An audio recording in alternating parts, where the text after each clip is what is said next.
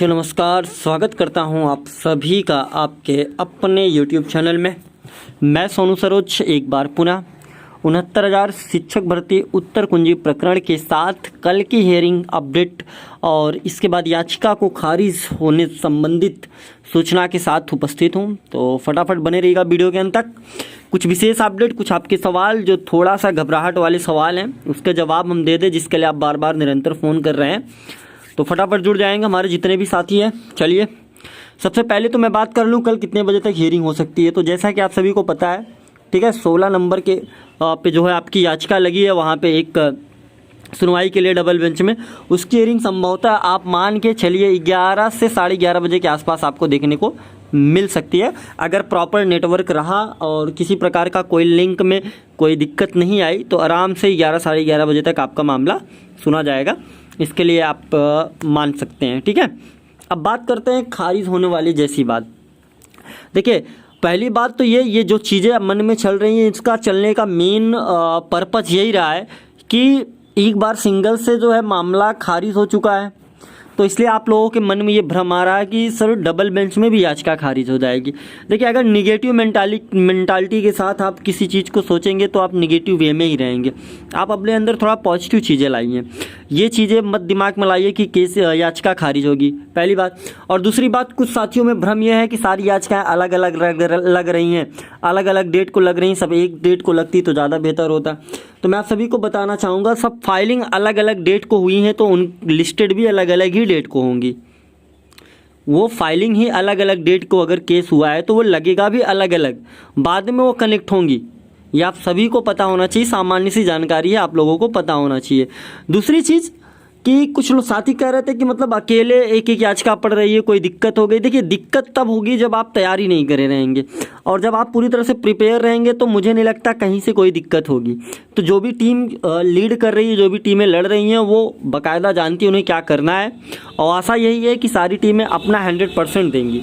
किसी पे ये नहीं कि कोई टीम किसी से कम है, सब अपने स्तर पे कार्य कर रहे हैं। सबको जैसा लग रहा है बेहतर तरीके से, सब बेहतर ही कर रहे हैं। सब इसीलिए लड़ रहे हैं कि उन्हें कुछ ना कुछ जो है हासिल हो जाए, मिल जाए। हाँ, कहीं ना कहीं गलतियां हुई थी सिंगल बेंच में, और आशा ये है कि डबल बेंच में वो गलतियां सुधार ली जाएंगी और किसी भी प्रकार की कोई गलती नहीं होगी। कल जो याचिका लीडिंग पे जा रही है, उस याचिका के साथ हमारा भी पूरी तरह से महादेव से हम प्रार्थना करेंगे सफल हो वो याचिका, स्टैंड हो याचिका, क्योंकि वो याचिका स्टैंड होगी तो आप और हम भी मजबूत होंगे। तो मैं ईश्वर से प्रार्थना यही करूँगा वो याचिका स्टैंड हो, और आप सब भी अपने इष्ट देव से प्रार्थना करें कि वो याचिका स्टैंड हो और उस पर प्रॉपर बेहतर तरीके से सुनवाई हो सके। और वहाँ की टीमों को भी मैं कहना चाहूँगा कि आप ज़मीनी स्तर से, चाहे जिस भी स्तर से आप कार्य कर सकते हैं, बेहतर तरीके से पूरे ताकत के साथ आप उतरे कल। और रही बात जो और याचिकाएं नहीं पड़ी हैं, जैसे रोहित शुक्ला जी की हो गई, टीम ऋषभ मिश्रा की याचिका हो गई, तो वो भी लिस्टेड होंगी, क्योंकि देर सवेर लिस्टेड होंगी, क्योंकि क्रम वाइज लगा है। और आप सभी को एक चीज़ और बता दूँ, न लिस्टेड होने का मेन जो वो है ये है कि आपको पता होगा समर वैकेशन ख़त्म होने वाला है, तो छुट्टी हो जाएगी गर्मी, जैसे छुट्टी ख़त्म हो जाएगी तो जो कंटिन्यू चलती है, तो फिर रोस्टर में भी एक बदलाव होना है। आप देखेंगे कि जो अभी रोस्टर चल रहा है, जिस रोस्टर में अभी लगेगा उत्तर कुंजी कल, वो रोस्टर अभी फिर से चेंज हो जाएगा, क्योंकि जैसे ही छुट्टी खत्म होगी रोस्टर बदलेगा, फिर से जज बदल जाएंगे, और आपको फिर से एक ही चीज़ को नए सिरे से बताना पड़ेगा। मान लीजिए जैसा आप मेरी बात को बहुत बारीकी से समझिएगा, एक ही 2 दिन की बात है। जैसे कल कोई हियरिंग हो रही तो कल का रोस्टर कुछ और है, ठीक है।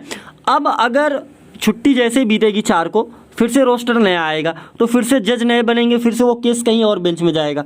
अब आपने फर्स्ट हियरिंग इन जज साहब को जो चीज़ें समझाया था, अब वो आप उस हियरिंग में जाकर के वही चीज़ फिर से आप शुरू से वो चीज़ आपको समझानी पड़ेगी। तो मुझे जहाँ तक लगता है कि वेट करके अगर करना ज़्यादा बेहतर होता है, क्योंकि प्रॉपर एक चलती रहती है, एक बेंच बन जाती है तो 20 दिन 25 दिन वो बेंच चलती है, तो उस 20-25 दिन में आप 2 3 4 हियरिंग करा लेंगे, वो आपको बेनिफिट दे जाएगा। और ऐसे में क्या है, सिर्फ एक हियरिंग के बाद आपका रोस्टर बदल जाएगा, तो यही चीज़ आपको फिर से एक दूसरे बेंच में जा करके फिर से आपको बताना होगा। तो ये चीज़ें होती हैं। तो जो याचिका पड़ी है ऋषभ मिश्रा की टीम से, वो उसका जो भी रीड संख्या, डायरी संख्या आ गया है, SLP नंबर नहीं आया है। SLP नंबर जैसे आता है आप सभी तक प्रोवाइड करा दिया जाएगा, और वहाँ की जो याची लिस्ट है वो भी सब तक प्रोवाइड करा दी गई है। ये रही इतनी बात। अब कुछ साथी लखनऊ वाले परेशान हैं कि सर याची बना लीजिए, तो उनसे मैं बार बार अनुरोध करूंगा कि आप कहीं याची ना बने। अभी वहाँ का प्रोसीजर 4 के बाद स्टार्ट हो जाएगा पुनः, तो आपको कहीं अन्यत्र याची बनने की ज़रूरत नहीं है। 2-3 दिन बाद वहाँ का प्रोसीजर जैसे स्टार्ट होता है फिर आप कहाँ याची बनेंगे, कोई ज़रूरत नहीं है। मैं फिर से आपको ये चीज़ समझा देता हूँ। और सिंगल बेंच में जो याची कहीं नहीं बने हैं वो अभी कहीं याची नहीं बन सकते, ये चीज़। और इलाहाबाद में जो साथी याची बने थे लेकिन उनकी याचिका पे अभी खारिज का ऑर्डर नहीं आया, तो उन्हें वो ऑर्डर करा करके फिर वो डबल जाएंगे। तो इतने आपके तो सवाल थे जिसका हमने जवाब दे दिया। तो आप अपने मन में खारिज जैसे शब्दों को मत पालिए, और उस शब्द को लेकर के आप बार बार फ़ोन करेंगे, किसी टीम मेंबर को पूछेंगे, तो हमें नहीं लगता कि ये पॉजिटिव चीज़ है। आप अपने दिमाग में जो है किसी भी प्रकार का निगेटिव थिंकिंग ना लाइए, पॉजिटिव एनर्जी के साथ जाइए, ऊपर वाले से प्रार्थना करिए, ईश्वर से प्रार्थना करिए। बेहतर करेंगे जो भी टीमें हैं वहाँ कल जो लीड करेंगी उनके साथ ऊपर वाला और हम सबकी दुआएं सब कुछ साथ में है, बेहतर करके आएँ। क्योंकि आपकी याचिका स्टैंड होती है तो हमारी भी स्टैंड होगी, जाहिर सी बात है। और SLP क्रम वाइज पढ़ने का मेन रीज़न क्या था मैंने आप सभी को बता दिया। अब मिलेंगे कल, जैसी सुनवाई होगी आपको लेटेस्ट अपडेट के साथ, कोर्ट कार्रवाई जैसे लिंक वगैरह अवेलेबल होगा आप तक सूचनाएं पहुंचाई जाएंगी प्लेटफॉर्म के माध्यम से। और जो भी आपके सवाल हों आप कमेंट बॉक्स में बेशक दे सकते हैं। और अपने मन में ये कतई ना लाएं, कुछ साथी ये ला रहे हैं कि जानबूझ करके याचिकाएँ नहीं लगवाई जा रही। दोस्त कौन चाहेगा कि उत्तर कुंजी प्रकरण खराब हो? अगर उत्तर कुंजी प्रकरण खराब होने का ही पर्पज़ या वो रहा होता तो लखनऊ बेंच से इलाहाबाद बेंच आने की क्या ज़रूरत थी? वहाँ का केस ना देखते। अब आप खुद ही समझ लीजिए कि 3 दिन बाद फिर से दोनों केसेस साथ में चलेंगी, यहाँ भी चलेंगी वहाँ चलेंगी, 2-2 पैनलों का फीस देना होगा, ठीक है, 2-2 चीज़ों 2-2 जगहों के कार्य करने होंगे, तो जिम्मेदारियां कई गुना बढ़ जाती हैं। वहीं से फुर्सत नहीं मिलता, यहाँ आने का क्या पर्पज़ था? बस यही कि उत्तर कुंजी प्रकरण जिस प्रकार से बचा करके लाया गया वो बचा रहे।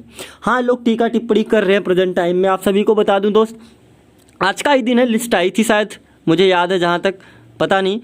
तो जब लिस्ट आई थी ना, ज़मीन के नीचे से सबकी जो है वो खसक गई थी, पैर के नीचे से ज़मीन खसक गई थी। लोग घबरा गए थे, डर गए थे। उधर रिजल्ट आने के बाद भी हालत बहुत बुरे थे, आपको पता होगा। काउंसलिंग होने जा रही थी उस समय, कोई भी और भी अन्यत्र टीमें नहीं आई थी लीडिंग के लिए, या कोई भी याचिकाएँ नहीं थी। इलाहाबाद में याचिकाएँ थी लेकिन उस पर जो है हियरिंग कहाँ हो पा रही थी ढंग से। तो कुल मिला जुला के उस समय एकमात्र टीम थी, टीम ऋषभ मिश्रा, जिसने तमाम चीज़ों को सहा, समझा और मामले को रोका और इसके बाद सुप्रीम कोर्ट तक का सफ़र तय किया। हाँ, हमें अभी तक न्याय ना मिला, उसके पीछे क्या है कि बिल्कुल सरकार का मन ही नहीं था कि उत्तर कुंजी पे किसी को 1 नंबर खैरात दे दे। आप सभी को बता दें, हम 3 नंबर उन्होंने जो दिए थे उसमें से हमको लगता है सबको ऑलरेडी नंबर मिल गए थे जो वहाँ से कॉमन मिले थे, आपको पता होगा रिजल्ट के बाद। और जिन प्रश्नों को हमने चैलेंज किया सरकार मानने को तैयार नहीं। सुप्रीम कोर्ट से यहाँ तक लेकर के सर पटकते रहे हम लोग, क्या मिला हम लोगों को? कुछ अभी तक मिला नहीं मिला, सिर्फ आदेश पे आदेश हुआ। और अभी भी जद्दोजहद कर रहे हैं और करना पड़ेगा आपको। जद्दोजहद इसलिए करना पड़ेगा क्योंकि अगर आप हार मान लेंगे ना, सरकार भी यही चाहती है कि मामले को हम दबाते चले, बच्चे फ्रस्ट्रेट होकर के खुद ही छोड़ देंगे। लेकिन दोस्त, अगर आज ये प्रकरण छोड़ दिया ना, तो आने वाले भविष्य में जब जब उत्तर कुंजी प्रकरण आएगा तब तब ये चीज़ें ला करके हमारे ऊपर थोपी जाएंगी। तो ये चीज़ ऐसे नहीं जाने देंगे, इसका हल तो निकाल के रहेंगे, स्थितियाँ कुछ भी हों। समय लग रहा है, समय क्यों लग रहा है आपको पता है, क्योंकि लखनऊ में काउंटर इनसे बार बार माना गया। माननीय सरकार का काउंटर आज तक नहीं उन्होंने काउंटर लगाया। क्यों? क्योंकि उन्हें पता है वो काउंटर लगाएंगे तो काउंटर में उनको विधिवत जवाब दिया जाएगा, इस वजह से काउंटर नहीं आया है। तो दोस्त, मुझे पता है कि आप टीमों पे टीका टिप्पणी करते हैं, तो मुझे नहीं लगता कि कोई बेहतर कार्य है। और बाकी आप लोगों की स्वेच्छा, आप बेशक कर सकते हैं, आप जो कहें वो सब ठीक ठाक है, कोई दिक्कत नहीं। क्योंकि आप लोगों ने भैया जो है सहयोग किया है तो आप लोगों का अधिकार है, लेकिन अपने अधिकार का एक दायरा बनाइए मेरे भाइयों एवं बहनों। अधिकार के दायरे को पार करके किसी पे टीका टिप्पणी ना करें, वो कोई भी टीम हो। हर टीम की अपनी जो है एक वो होती है कैपेबिलिटी, और उस कैपेबिलिटी के साथ वो कार्य करती है। तो यही आशा है कि कल का दिन हमारे लिए बेहतर हो, बड़ा हो। और वहाँ के जितने भी टीम हैं उन सभी को बहुत बहुत शुभकामनाएं कि आप बेहतर करके आएँ, क्योंकि आपकी बेहतरी में आपके पीछे जो है हज़ारों की संख्या में साथी हैं, उनका भरोसा आपको जीतना है।